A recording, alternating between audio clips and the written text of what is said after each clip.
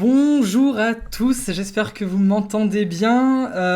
Ravi d'être avec vous pour ce tout premier Quick Quiz avec un quiz qui va être spécial culture générale de manière très vaste aujourd'hui. Voilà, on va voir si vous êtes fort en culture G, si vous avez pas mal de connaissances en art, en santé, en géographie, en littérature, en culture G, voilà. On va tester un peu tout ça. Il y aura des quiz tous les lundis 20h sur cette chaîne Colibri. On voulait que ça soit le plus interactif possible et qu'on s'amuse le plus possible. Et du coup, il y aura des quiz parfois spécialisés. On va jouer alors sur tout type de culture générale. Vous allez voir, comme je vous ai dit tout à l'heure, ça va être à peu près tous les thèmes. Mais avec quand même une logique derrière. On va jouer avec une thématique. Il y aura un thème aujourd'hui que nous allons utiliser et qui va être les premiers. Alors, pourquoi les premiers ? Eh bien parce qu'on fait le tout premier quiz de cette chaîne. Et donc, je vous ai préparé des questions où on ne parle que de premiers. Voici, pour commencer, les amis, une première image. On va jouer avec une question de football. Peut-être que les plus malicieux auront vu la question tout à l'heure. Est-ce que déjà vous voyez bien l'image ? Football, ça va être le premier thème pour cette question sur les premiers. Et voici la question. Quel club de football français s'est offert le slogan « À jamais les premiers » ? Vous avez 4 propositions de réponse. L'AS Saint-Etienne, le RC Lens, le Paris Saint-Germain, l'Olympique de Marseille. Hop. Je vous rappelle la réponse, et c'était un club de football bien connu, et pourquoi à jamais les premiers, je vais tout vous expliquer bien entendu. Il s'agissait de l'Olympique de Marseille. Alors, l'Olympique de Marseille, pourquoi ? Parce que c'est le premier club, et pour l'instant l'unique, à avoir remporté la Ligue des Champions. Et c'est pour ça qu'ils se sont ouverts ce slogan au début des années 90. À jamais les premiers. La deuxième, ça va être une question calendrier. Une question calendrier, on reste sur le thème des premiers. On démarre doucement. Je vais vous demander, quelles fleurs offre-t-on généralement lors du 1er mai ? Alors, vous avez 20 secondes, du muguet, des roses, des coquelicots ou des tulipes. Il vous reste 5 secondes.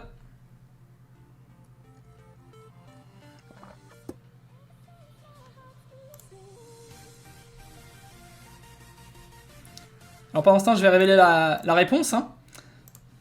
C'était pas très compliqué, c'était muguet, et il y a que des bonnes réponses sur cette question. Alors, il faut quand même que je vous explique pourquoi. En fait, à la base, ça n'a rien à voir avec la fête du travail. Enfin, en tout cas, c'est pas lié. Le muguet et la fête du travail, mais les deux se sont retrouvés. Et on fait une espèce de connexion un peu involontaire dans le calendrier. Et c'est pour ça qu'aujourd'hui, on fête le 1er mai comme la fête du travail. En fait, offrir ce brin de muguet, ça offrirait bonheur. Et c'est pour ça qu'aujourd'hui, on l'attribue peut-être pendant la fête du travail. En fait, c'est une tradition qui est présente dans plusieurs pays, en France, en Suisse, en Belgique et en Andorre, d'offrir du muguet, mais pas dans tous les pays, alors que la fête du travail, elle, est présente dans beaucoup plus de pays. Il faut savoir aussi que du coup c'est en 1936 je crois que on a fêté la première fête du travail en France un 1er mai. Alors, je vous propose de continuer si ça vous convient pour l'instant. Prochaine question. Elle va porter sur notre Premier ministre. Eh oui, parce qu'on joue avec les premiers. C'est le thème du jour. La question la voici. Dans quel lieu réside officiellement le Premier ministre en activité ? Est-ce que c'est à Place Beauvau, aux 3 rue de Valois, Place Vendôme ou l'hôtel Matignon ? Vous avez 20 secondes. Oui, on devrait appeler ça Journée internationale du droit des travailleurs. Bien joué, Mr. Krabs, c'est vrai. Mais la question, elle porte sur le Premier ministre. Place Beauvau, 3 rue de Valois, Place Vendôme, l'hôtel Matignon. Il vous reste quelques secondes. Alors, est-ce que vous l'avez trouvé ? C'était pas une question sur Jean Castex. Précisément, il fallait répondre. L'hôtel Matignon. Eh oui. L'hôtel Matignon, c'est le lieu de résidence du Premier ministre, acheté par l'État français en 1922. Avant, c'est un hôtel particulier qui datait du XVIIIe siècle, qui a d'ailleurs appartenu à beaucoup de familles de la haute, beaucoup de familles aristocratiques. Les Montmorency, notamment, ont vécu dans cet hôtel. Talleyrand, le notable, en 1807 également. Puis après, c'est l'État français qui l'a racheté. Et en a fait le lieu de résidence du Premier ministre. Pour Place Vendôme, c'était le ministère de la Justice. Place Beauvau, c'est le ministère de l'Intérieur. Et 3 de rue de Valois, c'est le ministère de la Culture. On continue avec une nouvelle question. Et ça va être une question qui va peut-être plaire à certains, une question musique. La question musique, la voici. Je pense que vous allez voir, on est encore sur des questions faciles pour l'instant. Dans quelle chanson pouvons-nous entendre cette phrase? Dans les premiers moments, vu qu'on joue avec les premiers, j'ai cru qu'il fallait seulement se défendre. Lemon Incest, Requiem pour un fou, Duel au soleil ou la corrida. 20 secondes.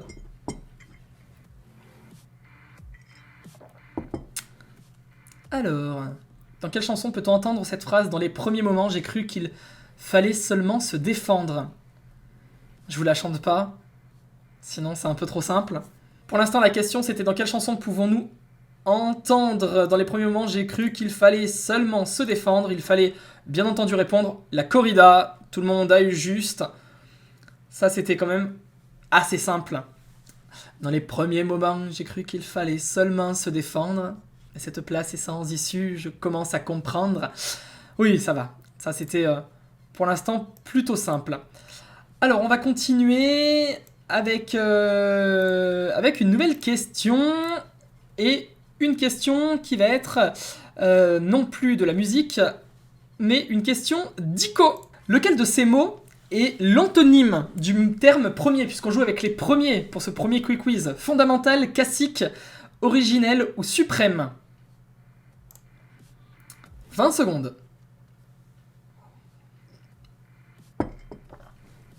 What the fuck? Lequel de ces mots est l'antonyme du terme premier, fondamental, classique, suprême, originel? Est-ce que Sarah, Samuel, vous avez pu répondre? Alors, il fallait répondre suprême. On demandait l'antonyme, donc on demandait le contraire. Non pas l'homonyme. Le synonyme, pardon. Je dis n'importe quoi. Le synonyme. Il fallait demander du coup l'antonyme. Et la réponse était suprême, puisque suprême, la définition exacte, c'est qui est le dernier qui vient après tout le reste et met un point final. Un espoir suprême subsiste, par exemple. C'est donc l'antonyme de premier. C'est une définition un peu trompeuse parce qu'il y a une autre définition de suprême qui dit qui est au-dessus de tous et de tout dans une hiérarchie. Donc, on aurait pu confondre, mais suprême est bien l'antonyme de premier. Fondamental, c'est qui sert de base, de fond, de fondement, donc ça n'a pas de souci. Originel, c'est qui remonte à l'origine de quelqu'un, de quelque chose. Et classique, ça veut dire à la base. En fait, à la base, c'est le nom d'un chef indien, un chef classique, et c'est une personne qui occupe socialement les premières places, les hautes strates, et donc forcément, c'est un synonyme du mot premier. Ou je pense que cette question, elle a fait un peu de dégâts là. Je sais pas qui a répondu suprême, mais en tout cas, c'est bien joué. On passe à la suivante. Et la suivante, la voici, les amis, ça va être une question de maths. Lequel de ces nombres est un nombre premier? Donc on joue avec les premiers. 63, 71, 99, 87. Je vous fais faire un peu de calcul.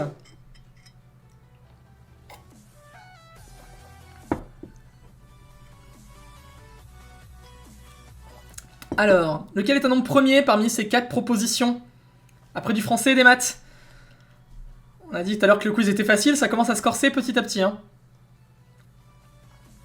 Et bien la bonne réponse c'était 71. 71. Pourquoi 71? Et bien déjà, il faut redonner la définition d'un nombre premier, c'est-à-dire un... Alors, comment je vais le donner sans... Parce que moi je suis pas très doué en explication de maths. Alors attendez, je vais chercher la définition exacte sur internet. Un nombre premier est un entier naturel qui admet exactement 2 diviseurs distincts et entiers et positifs, c'est-à-dire 1 et le nombre considéré, c'est-à-dire qu'il peut pas être divisé par un chiffre plus petit, pour vulgariser un peu simplement. Passons à la prochaine question, la question cinéma. Quel autre film a réalisé le cinéaste qui a tourné le film intitulé First Man? La La Land, Dune, Moonrise Kingdom, Des Mineurs. 20 secondes.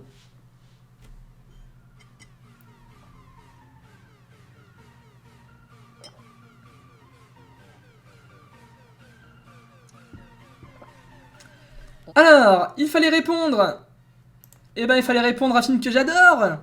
Il fallait répondre La La Land. Pourquoi La La Land? Eh bien, parce que c'est Damien Chazelle qui a réalisé ce film. First Man, un film qui revient sur Neil Armstrong, sur sa vie jusqu'à son périple, et qui a aussi réalisé La La Land, la comédie musicale, son deuxième long métrage après Whiplash. C'était en 2017, me semble-t-il, La La Land. Et First Man, ça devait être en 2019, si je me trompe pas. À vous de me confirmer. Mais normalement, oui. Et du coup, il a réalisé ce film-là. Alors, les autres films ne sont pas de lui, puisqu'il y avait Des Mineurs. Ça, c'est Catherine Bigelow, qui d'ailleurs a eu l'Oscar en 2011 pour la réalisation de ce film. 2010, 2011. Non, 2010. Dune, c'est Denis Villeneuve. Gros succès au box-office cette année. Gros blockbuster 2021. Et puis Moonrise Kingdom, c'est Wes Anderson. C'est celui qui a fait The French Dispatch, également sorti cette année. Voici la prochaine question et le prochain thème. On va jouer avec les Jeux Olympiques. On parle des Jeux Olympiques et je pense que vous avez très vite deviné quelle allait être la question. Ou en tout cas, vous avez peut-être une petite idée. La question est la suivante. En quelle année se sont déroulés les Jeux Olympiques de l'ère moderne? 1912, 1908, 1900, 1896, 20 secondes. Alors, est-ce que vous avez des idées? Qu'est-ce qui pourrait vous venir en tête là tout de suite?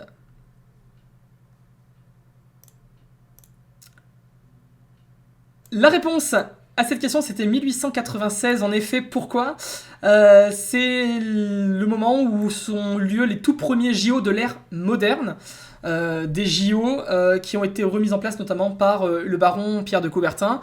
Et la première édition a eu lieu à Athènes avant d'arriver progressivement aussi à Paris et d'être fixé tous les 4 ans pour les JO d'été sur les années à partir de 1900 tous les 4 ans.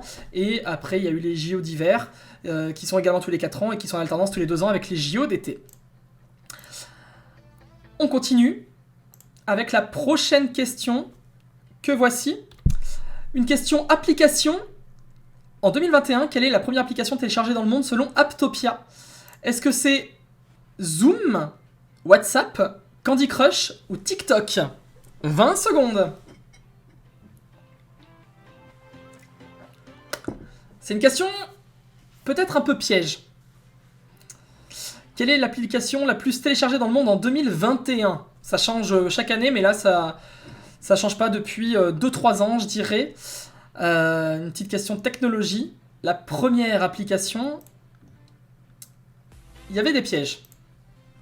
Il y avait des pièges, j'avoue. La réponse était TikTok. Oh, vous êtes nombreux à avoir trouvé. Bien joué. Je vous donne les chiffres, des chiffres analysés par Apptopia, qui apparemment n'a que ça à faire, il faut croire. TikTok, en 2021, c'est 656 millions de téléchargements dans le monde. C'est l'application la plus téléchargée de l'année 2021. Elle avait déjà été en 2020. Il faut dire que la pandémie avait beaucoup aidé à ça. Et elle devance les applications du groupe Meta, ce qui ne doit pas faire bien plaisir à Facebook, puisque Instagram est en 2e position et Facebook en 3e place, suivi de WhatsApp en 4e. Ça fait 656 millions pour TikTok, 545 pour Instagram, 416 millions pour Facebook, 395 millions pour WhatsApp. Derrière, il y a Telegram, Snapchat en 6, Zoom en 7, 300 millions. Messenger 268 millions, CapCut en 9e place et puis Spotify ferme le top 10 avec 203 millions de téléchargements en 2021. On continue avec une autre question, alors qui n'a absolument rien à voir avec tout ce que nous avons fait et dit pour le moment, puisque nous allons passer à une question couple, une question amour et séduction, je vais te dire. Ça fait très livre Harlequin, amour et séduction. Voici la question. Quelle est la première partie du corps chez les hommes qui fait craquer les femmes? Voilà une bonne question. Quelle est la première partie du corps chez les hommes? Les bras, les fesses, le torse ou la bouche? J'aime bien cette question. Il y a de la culture G, mais pas que, hein. Il y a de tout. C'est une sorte de culture G, ceci dit. Quelle est la première partie du corps chez les hommes qui fait craquer les femmes? Les fesses, les bras, le torse, la bouche.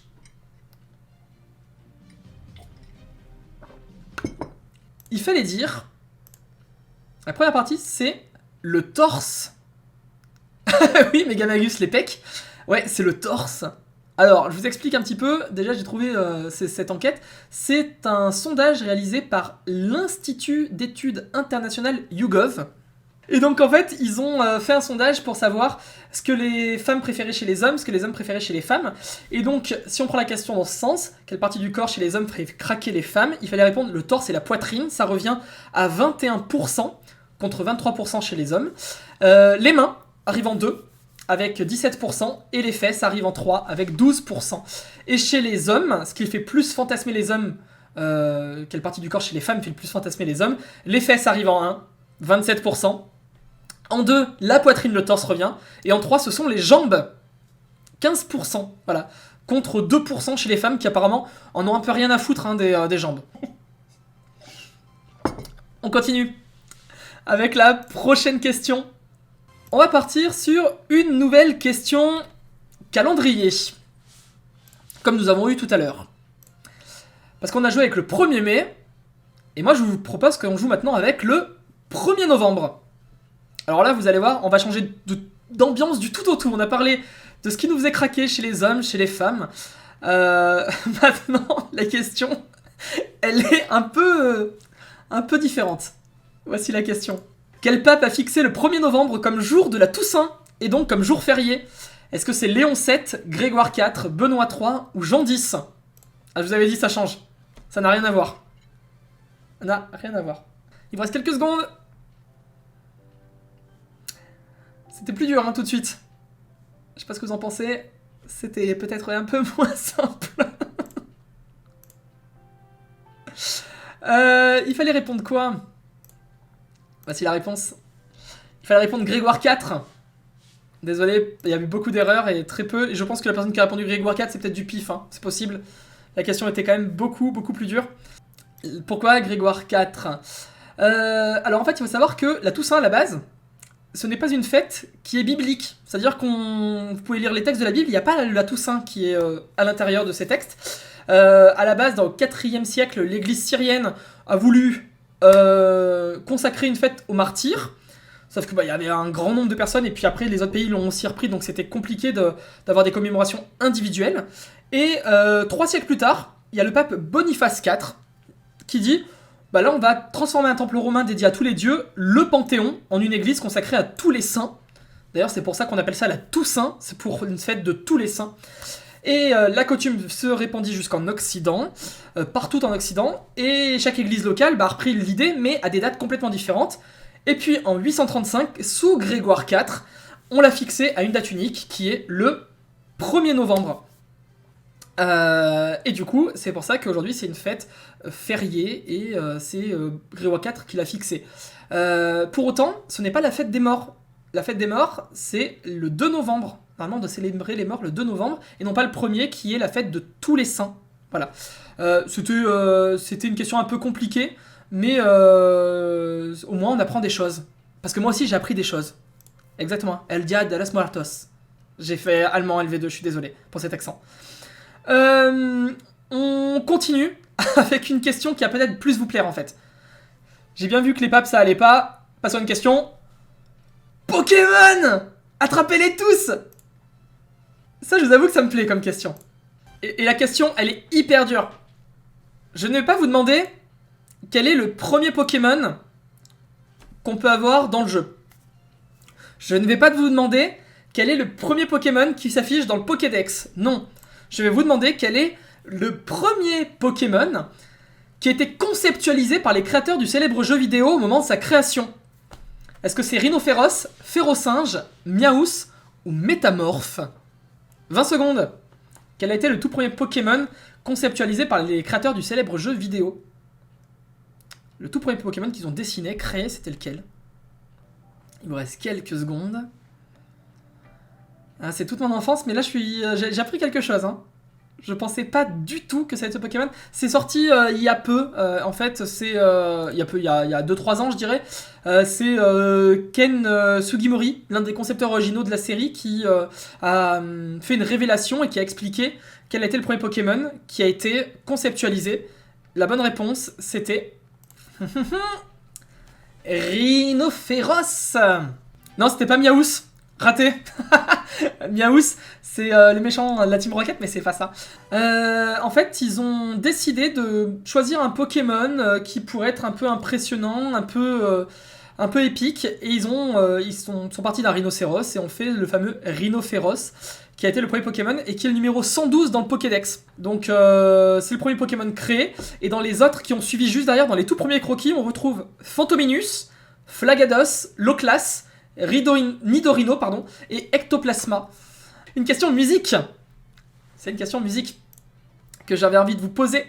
On joue toujours avec le thème des premiers, puisque c'est le premier Quick Quiz, et j'avais envie de faire ce thème-là premier, avec cette question. Ceux qui aiment la chanson trouveront très vite quel artiste a interprété la chanson. Les derniers seront les premiers. Juliette Gréco, Axel Red, Céline Dion, Patricia Cass. Voilà. Voilà une question qui plaît.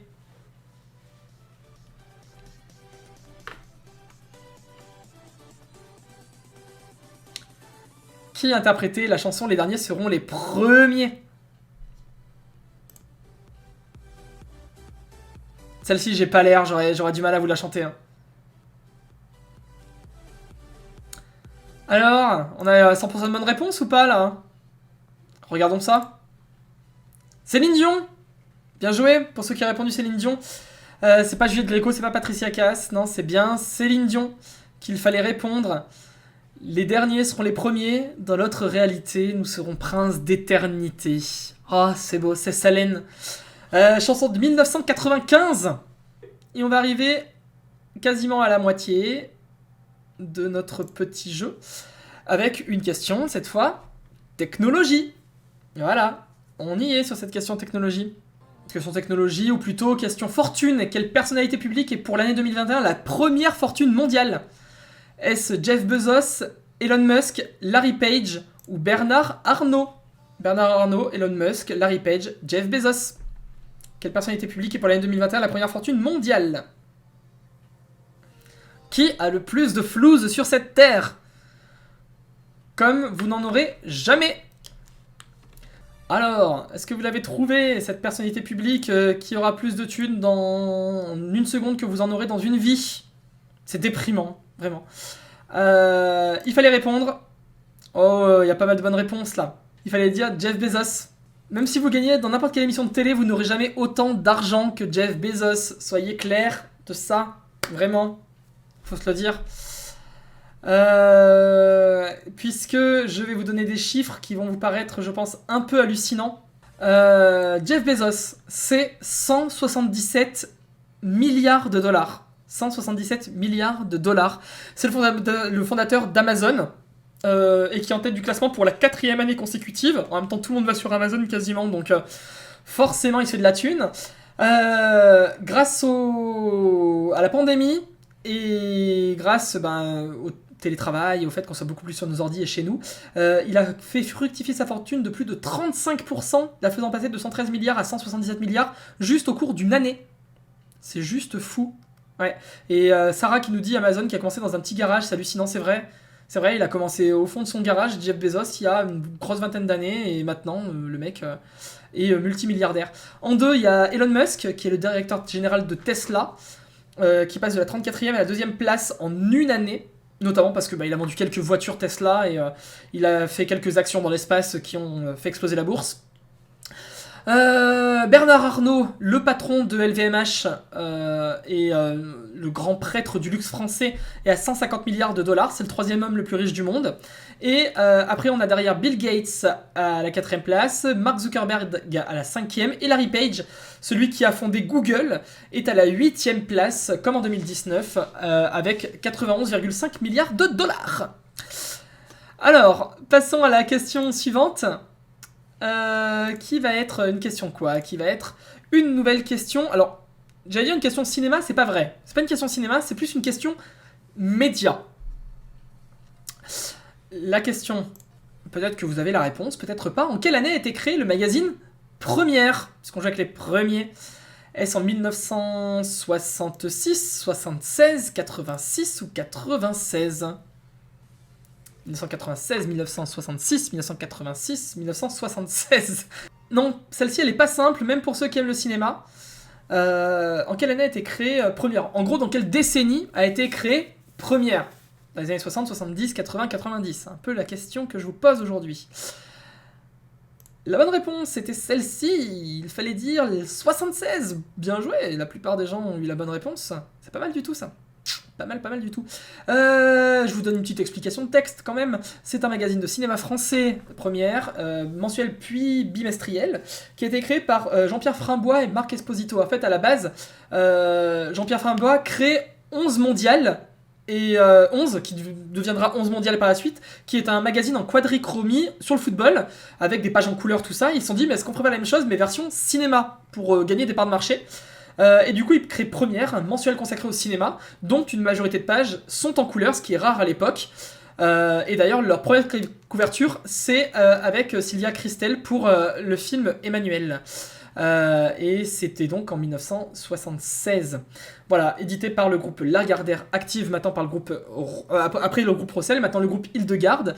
Et il faut savoir qu'avec Télérama, Allociné, Sens Critique, il fait partie des 4 plateformes choisies par le CNC comme partenaire dans le lancement de son moteur de recherche lissant les offres VOD, c'est-à-dire l'un des plus gros poids lourds du cinéma, des médias cinéma en France.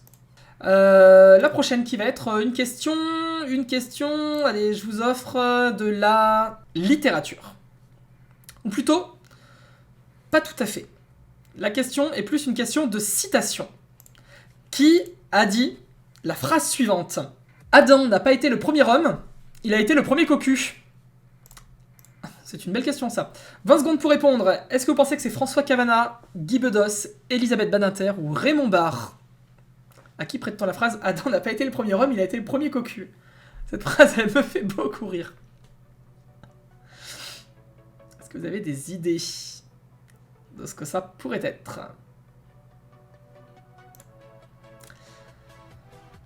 Je vois qu'il y a beaucoup de réflexions sur cette question. Et il fallait répondre François Cavana. François Cavana, ouais, qui est en fait un écrivain, journaliste, dessinateur humoristique. Il a notamment il a co-créé les magazines Harakiri, Harakiri Hebdo, Charlie Hebdo, donc plutôt quelqu'un qui aime l'humour satirique et ironique. Patron de presse français également. Et c'est lui qui a aussi dit d'autres phrases que j'adore. Les cons, n'importe quoi. Les cons gagnent toujours. Ils sont trop. Ça me fait rire. Et la deuxième, quand la tour de Pise penche vers la droite, c'est qu'il va pleuvoir. Quand elle penche vers la gauche, c'est que vous arrivez par l'autre bout de la rue. Voilà. C'est le genre de phrase, moi, qui me fait marrer. C'était bien François Cavana. Guy Bedos, Raymond Barre et Elisabeth Badinter n'ont pas prononcé cette phrase. Adam n'a pas été le premier homme, il a été le premier cocu. La question suivante, qui est une question cinéma. Et cette fois, purement cinéma. On joue avec les premiers. Et forcément, on va parler de première apparition. Dans quel film culte l'acteur Johnny Depp fait-il sa première apparition au cinéma? Est-ce que c'est Brésil, Édouard aux mains d'argent, Platoon ou Freddy les griffes de la nuit?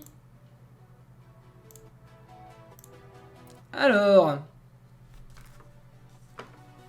dans quel film culte l'acteur Johnny Depp fait-il sa première apparition au cinéma?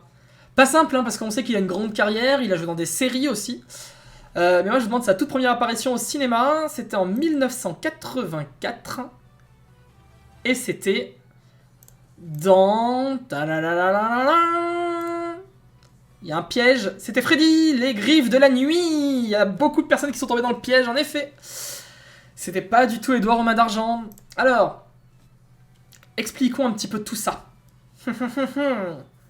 Ouais, tu le savais. En fait, à l'époque, Johnny Depp, il va un petit peu de petit boulot en petit boulot. Il est marié à une maquilleuse en 1984 qui s'appelle Laurie Allison. Et lui, il fait des petits boulots un peu crasseux pour gagner sa vie. Et son ex-épouse elle lui présente Nicolas Cage, un autre acteur très connu. Et lui le persuade d'organiser une rencontre avec son agent. Et du coup, il va décrocher un premier rôle au cinéma, un petit rôle dans Les Griffes de la Nuit de Wes Craven, qui est le premier volet de la franchise culte Freddy Krueger, vous savez, cette main métallique là, le mec qui hante vos cauchemars. Et du coup, ça lance la carrière au cinéma de Johnny Depp, puisqu'en 87, il jouera dans la série 21 Jump Street. Donc ça c'est aussi à la télé. Et après il jouera en 86 dans Platoon d'Oliver Stone et en 90 Edouard aux mains d'argent de Tim Burton et Brésil de Terry Gilliam. Il n'a jamais joué dans ce film, un film culte avec Robert De Niro entre autres. On continue avec une question télé. Du grand on passe au petit écran. Et là je vais vous replonger dans les souvenirs peut-être pour les plus vieux d'entre vous. Rappelez-vous de cette série. Est-ce que vous vous rappelez de la série Premier Baiser, vu qu'on joue avec les premiers? Alors là, on est dans la sitcom française bien kitsch, Hélène et les garçons, je sais plus, les voisins d'en face ou quelque chose comme ça. C'était assez kitsch. Et moi, je vous pose une question sur Premier Baiser. Il faut me dire, les amis, quel est le nom de l'adolescente star de la sitcom française Premier Baiser, interprétée par Camille Raymond? Est-ce Émilie Chapier, Laura Bourlan, Justine Girard ou Aurélie Dorlac? 20 secondes. Ça s'appelait comment, l'ado? La star de Premier Baiser. L'actrice, c'est Camille Raymond, mais moi je demande le nom du personnage. Allez, regardons la réponse. Il fallait répondre, les amis. Justine Girard. Ah, ça va, vous êtes quelques-uns à avoir répondu juste. Les autres, ce sont des noms complètement inventés. Hein. On l'a vu aussi dans les années fac, Justine Girard, puisqu'elle est demandée en mariage par son petit ami Jérôme lors du dernier épisode. Et elle apparaît même dans Les Mystères de l'amour. Elle est toujours mariée à Jérôme et ils ont même un fils qui s'appelle Julien. Ça vous fait une belle jambe de le savoir, mais il fallait quand même que je vous le dise. On continue. On continue avec une question... Espace. Tout à l'heure, on a parlé de First Man de Neil Armstrong. Là, je vous pose une question purement espace. Quel a été le premier animal français à voyager dans l'espace en 1963? Est-ce une chienne, une chèvre, une chatte ou une oie? 20 secondes. Plus que quelques secondes maintenant. Une chatte, une chienne, une oie ou une chèvre? Quelle est votre réponse? Alors, regardons un petit peu ce que vous avez dit. Monsieur Seguin, est-ce que vous voyez une chèvre dans l'espace? Ceci dit, en France, on est capable de tout. Mais il fallait surtout dire une chatte. Une chatte, c'était pas une chienne. Une chienne, ça c'est Laïka. C'est les Russes qui l'ont envoyé en premier, c'est le premier animal dans l'espace. Laïka. Mais moi je vous demandais le premier animal français. Je vais vous donner son prénom. Cette chatte, elle s'appelait Félicette. À la base, elle devait partir avec Félix dans l'espace, mais apparemment Félix s'est enfui. Donc du coup, elle est partie toute seule avec tout là-haut. Elle s'appelait Félicette, elle est partie en 63. Et elle est revenue vivante de son retour. Contrairement à Laïka, qui n'a pas survécu à son voyage. Elle, Félicette, elle est bien revenue. Sauf que ce qu'ils ont fait quand elle est revenue, c'est qu'ils ont voulu faire des tests. Du coup, elle est revenue vivante, mais ils l'ont euthanasiée et ils l'ont disséquée pour faire des expériences. Hyper chouette pour Félicette. RIP. On pense à toi, Félicette. Continuons avec la prochaine question. Et on va revenir sur une question de couple. Oui, une petite question couple. Ça vous dit ou pas? Tout à l'heure, on a parlé... Je sais que ça vous a plu tout à l'heure, en plus. Parce qu'on a parlé un petit peu de ce qui faisait craquer les femmes chez les hommes. Maintenant, je vous pose une autre question, puisqu'on parle premier. Je vous propose que nous parlions, bien entendu, des premières fois. Oh oui, parlons de nos premières fois. Pour le premier Quick Quiz, c'est pas mal. À quel âge a lieu en moyenne le premier rapport sexuel en France? 16 ans, 17 ans, 15 ans ou 18 ans? En voilà une bonne question. En voilà une bonne question. À quel âge a lieu le premier rapport sexuel en France? 15, 16, 17, 18 ans. Dur de répondre. Ouais. Parce qu'on a tous nos expériences personnelles, c'est bien sûr une moyenne. Hein. c'est très compliqué. J'ai fait une moyenne par rapport à moi et mes potes. Ça, c'est ce qu'il faut pas faire. Parce que on n'a pas tous le même vécu. Alors... Il fallait dire 17 ans. Bien joué. C'est la bonne réponse, 17. En fait, c'est un baromètre santé 2010 qui a été fait par l'INPES, l'Institut National de Prévention et d'Éducation pour la Santé, qui ont fait une moyenne du premier rapport sexuel. Il se trouve que c'est 17,4 ans pour les garçons et 17,6 ans pour les filles, donc c'est assez proche. Les filles sont toujours un peu plus hautes en âge, mais globalement, l'écart en tout cas s'est réduit. Avant, l'écart était beaucoup plus important. Et un peu plus haut aussi en âge, mais là, on tombe à 17,4 et 17,6 pour la toute première fois. La prochaine question, on va jouer avec ce monsieur.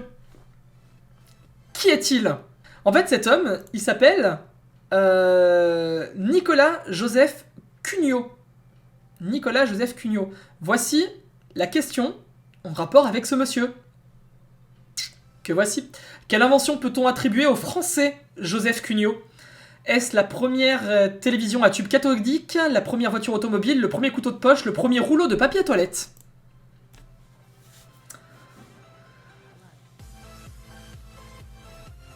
La première voiture automobile, le premier rouleau de papier toilette, le premier couteau de poche, la première télévision à tube cathodique. Quelle invention peut-on attribuer à Joseph Cugnot? Nicolas Joseph Cugnot.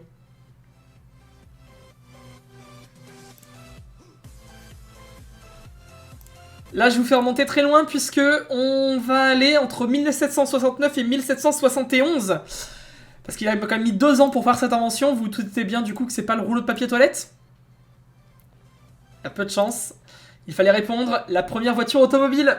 Oui, Joseph Cugnot est un ingénieur militaire français né en Lorraine et qui a construit le premier véhicule automobile jamais construit en Europe. En fait, c'était un fardier d'artillerie avec une machine à vapeur à 2 cylindres qui est d'ailleurs encore visible. Vous pouvez l'observer au musée des Arts et Métiers à Paris, en parfait état, nous dit-on. Donc n'hésitez pas à aller voir. Alors, on continue avec la prochaine question. La prochaine question, la voici. Ça va être une question... Oh, ça va vous plaire, ça. Ça va vous plaire. Une question pinard. Une question vin. La question est la suivante. Quel pays est le premier producteur de vin au monde en termes de quantité produite? En termes de quantité produite, l'Espagne, la France, les États-Unis ou l'Italie? L'Espagne, la France, les États-Unis ou l'Italie? Moi, je pose les réponses dans cet ordre puisque ça n'apparaît pas pareil chez moi que chez vous, mais il n'y a pas d'ordre particulier, c'est aléatoire. Hein.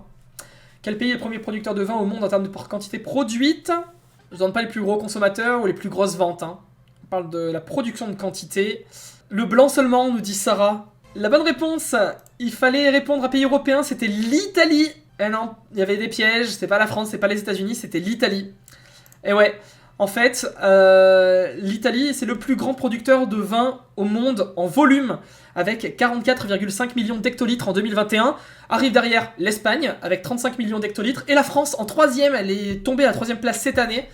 Elle était bien accrochée à la 2ème, et là, avec le confinement, la pandémie, c'est tombé à la 3ème place avec 34,2 millions d'hectolitres. Par contre, la France reste toujours le premier pays vendeur de vin au monde. C'est le premier vendeur de vin, l'Italie le premier producteur en volume, et l'Espagne le premier pays disposant de la plus grande superficie viticole, suivi de près par la Chine et par la France. Voilà. La prochaine question que je vais vous proposer, après le vin, on va passer au livre. Une petite question littérature. On joue avec le thème premier puisque c'est le premier quick quiz de cette chaîne. Et le thème du jour, c'est donc premier. Comment s'intitule le 30e roman d'Amélie Nothomb, le prix Renaudot 2021? Est-ce Première envie, Premier envol, Premier sang ou Première obsession? Première envie, Premier envol, Premier sang, Première obsession. Comment s'intitule le 30e roman d'Amélie Nothomb? Premier sang, Première obsession, Premier envol, Première envie. Alors, qui est juste? Vérifions ça. Ouais, c'était Premier sang. Premier sang, c'est le 30e roman d'Amélie Nothomb, publié le 18 août dernier, aux éditions Albin Michel, et c'est son 100e manuscrit, rédigé d'ailleurs. Et c'est touchant parce que c'est un roman qui est une forme de biographie sur l'histoire de son père, Patrick Nothomb, durant les 28 premières années de sa vie, de sa naissance jusqu'à la prise d'otage de Stanleyville en 1964, qui s'inscrit dans le déroulement de la crise congolaise de 60 à 65. Continuons avec une nouvelle question, et c'est mon petit péché mignon, forcément, petite question cinéma. Dans le film Kingsman Première Mission, quelle figure de l'histoire est l'un des principaux antagonistes? Giacomo Casanova, Isaac Newton, Karl Marx, Grigory Rasputin. Isaac Newton, Grigory Rasputin, Karl Marx, Giacomo Casanova. En tout cas, sur cette question, il fallait répondre Grigory Rasputin. On le voit sur l'affiche d'ailleurs, c'est l'un des grands méchants de ce Kingsman Première Mission. Il n'y a pas Karl Marx, Isaac Newton, Giacomo Casanova, ils sont pas là. Une nouvelle question, on va revenir sur une petite question de sport, si ça vous va. Quel a été le premier sprinter de l'histoire à passer sous la barre des 10 secondes lors du 100 mètres? Carl Lewis, Dennis Mitchell, John Drummond ou Jim Hines?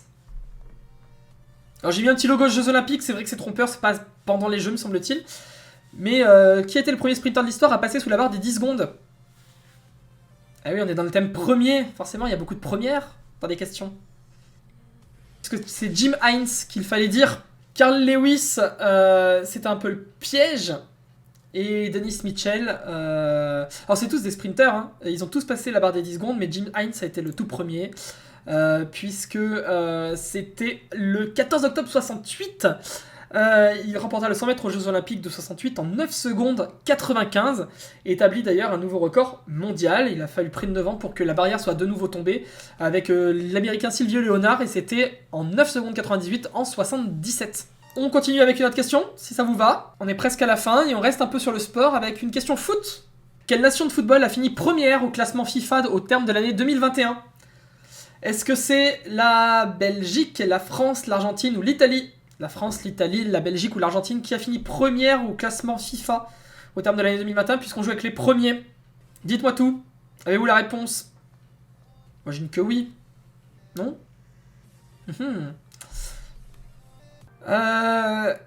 Eh bien, il y en a qui auraient peut-être mieux fait de miser sur leurs origines puisque la bonne réponse était la Belgique. Eh ouais. La Belgique ne gagne pas, mais la Belgique reste première au classement FIFA. Et ça depuis un petit paquet d'années maintenant, hein, parce que elle termine l'année en tête de ce classement pour la 4e fois de suite en devançant le Brésil de seulement 2 points. Ce qui est pas beaucoup, hein. Franchement, quand on regarde, il y a plus de 1700 points, je crois, donc 2 points, c'est que dalle. La France, pourtant, a fini victorieuse de la Ligue des Nations en octobre. Elle s'est qualifiée pour la Coupe du Monde 2022 au Qatar. Elle est championne du monde en titre, mais elle termine seulement sur la 3e marche du podium mondial devant l'Angleterre, l'Argentine, l'Italie ou encore l'Espagne. Voici la prochaine question qui va être une question réflexion. Ajoutez 0 à mon premier pour obtenir mon deuxième. Utile, P, indice, 1000. C'est une énigme. Ajoutez 0 à mon premier pour obtenir mon deuxième. Indice, utile, P ou 1000. Alors, est-ce que vous avez compris cette question? Est-ce que vous avez deviné la subtilité? Alors, il fallait dire indice. Pourquoi? Ajoutez 0 à mon premier pour obtenir mon deuxième. Si vous prenez le premier de indice, ça fait 1. Vous ajoutez 0 à 1, ça fait 10. 1, 10. On va jouer avec la géographie. Dans quel pays une femme a-t-elle été nommée présidente de la République pour la première fois? Est-ce que c'est le Chili, l'Éthiopie, la Moldavie ou l'Islande? Dans quel pays la première femme présidente de la République au monde? Moldavie, le Chili, l'Islande ou l'Éthiopie? Vous avez vu, c'est géographie, histoire, politique. Alors, quelle est votre réponse? Il fallait répondre, il y a quelques bonnes réponses, il fallait répondre l'Islande, bien joué, la plupart des joueurs ont eu la bonne réponse, l'Islande. Bravo. On était sur la bonne voie avec le prénom tout à l'heure. Il fallait parler de Vigdis Finnbogadóttir, qui est la première femme au monde à être démocratiquement élue chef d'État. C'était le 1er août 1980. Elle a été réélue 3 fois et elle détient toujours d'ailleurs le record de longévité au pouvoir pour une femme. En Éthiopie, Sahle-Work Zewde est président de la République depuis 2018. Au Chili, c'est Michelle Bachelet, très connue, présidente du 11 mars 2006 à 2010, puis du 11 mars 2014 au 11 mars 2018. Ils font que les 11 mars au Chili. Et puis en Moldavie, c'est une présidente en ce moment depuis le 2020. Depuis le 24 décembre 2020, c'est Maya Sandu qui dirige le pays. Voilà. Il nous reste 2 petites questions, les amis, avant qu'on dévoile qui va être le grand vainqueur de ce premier Quick Quiz. Quelle est la première des 4 étapes à effectuer pour appliquer les gestes de premier secours de manière appropriée? Alors, est-ce qu'il faut constater le pronostic vital de la victime, pratiquer les gestes style massage cardiaque, mise en PLS, sécuriser le lieu de l'accident ou demander de l'aide au secours? Il y a plusieurs étapes à faire. Laquelle est la première? Alors, j'imagine qu'il y a pas mal de bonnes réponses. Si vous ne les avez pas, il est temps de repasser vos applications aux gestes au premier secours. Et c'est toujours bien de se faire des remises à niveau. J'envisage, moi, de refaire des premiers secours. Pourtant, j'avais eu le diplôme, tout ça. Vous savez, le truc que vous avez quand vous êtes ado, au collège ou tout ça. Il fallait répondre, sécuriser le lieu de l'accident, bien entendu. Et oui, parce que avant de porter secours, il ne faut pas se mettre en danger, bien entendu. Il faut évaluer toutes les conditions de sécurité. Regarder s'il n'y a pas voilà, des problèmes sur la circulation, des problèmes d'incendie, des problèmes autour de l'électricité. Aucun danger supplémentaire qui vous impliquerait ou qui impliquerait d'autres personnes. Et n'approcher le lieu de l'accident que si ça présente aucun risque. Voilà, il faut surtout assurer la sécurité des victimes et de vous-même. Je le répète, c'est hyper important. Donc établir un périmètre de sécurité en attendant l'arrivée des secours. Après, en 2, c'est constater le pronostic vital de la victime. Juste voir si la victime respire, si la victime, dans quel état elle se trouve, pour prendre le maximum d'infos à communiquer ensuite au secours. Pour que dès que vous les appeliez, vous soyez en capacité de donner le maximum d'informations. Ça, c'est hyper important. Comme ça, on perd le moins de temps possible et ça permet au secours d'être davantage réactif. Et dans un dernier temps, pratiquer les gestes, massage cardiaque, mise en PLS, si vous êtes en capacité de le faire. Sécuriser, alerter, secourir, c'est exactement ce que nous a répondu Déborah. Merci pour ce petit rappel. On finit avec la dernière question. Dernière question, une question de mémoire. Ça va être une question un peu compliquée pour ceux qui nous ont pris en cours. Mais tant pis, on la pose quand même. C'est la dernière, c'est la 30e. La voici. Quelle était la première réponse à la toute première question de ce quiz? Du Muguet, 71, de l'Olympique de Marseille ou la corrida? J'adore cette question. Et ça sera la dernière avec laquelle nous jouerons. J'espère en tout cas que vous vous êtes amusés. Même si vous nous avez rejoint en cours et que pour la dernière, vous y allez un peu au feeling. Francis Cabrel, non. C'était pas Francis. Voici la réponse, il fallait dire l'Olympique de Marseille. Et ouais, l'Olympique de Marseille, la première question c'était quel club a pour slogan, c'est offert le slogan à jamais les premiers. Et c'était l'Olympique de Marseille qu'il fallait répondre. C'était la dernière question de ce tout premier quick quiz sur le thème des premiers. Un thème que j'ai eu beaucoup de plaisir à animer avec vous. Et voici les résultats finaux. Oula, oulala, très loin devant, très loin devant, je crois. Il s'agit de Guillaume. Moi j'ai kiffé vous animer ça. Et la semaine prochaine, on reviendra avec un music quiz. C'était top, nous dit Noufi Noufa. Merci à toi. Merci d'avoir joué. N'hésite pas à commenter encore plus la prochaine fois. Et on parlera de tout et de rien ensemble. Merci à tous d'être venus. Je vous fais des bises et vous dis que la semaine prochaine, il y aura un nouveau quick quiz, un music quick quiz que j'aurai l'occasion de vous animer, de vous préparer, de vous présenter. Donc soyez au rendez-vous. Des bises à tous. Merci à vous.